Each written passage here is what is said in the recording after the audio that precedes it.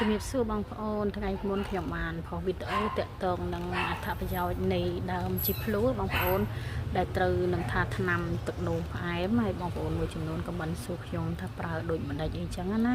ហើយខ្ញុំក៏ធ្វើវីដេអូម្ដងទៀតដើម្បីជំរាបជូនបងប្អូនទាំងអស់គ្នាតាមពិតទៅស្លឹកជីភ្លួនេះយើងទំនៀមទម្លាប់យើងយកផ្ទាប់ជាមួយនឹងបាញ់ឆាវឬក៏ហូបលក់អីបងប្អូនហើយវិធីហូបហ្នឹងបងប្អូនអាចយកស្លឹកវាហ្នឹងក៏ទាំងដើមទាំងអីហ្នឹងមកក្តាប់ទៅបងប្អូនដាំទឹកហូប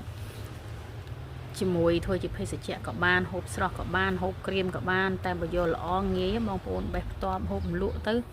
មួយថ្ងៃហូប5 6សន្លឹកអីទៅណាបងប្អូនប៉ុន្តែគាត់ថាយើងកុំហូបញាប់ញឹកញាប់ពេកយូរយើងហូបម្ដងទៅហើយបងប្អូនតាមដានជាតិស្ករបងប្អូនមើលថាតើក្រោយពេលដែលយើងហូប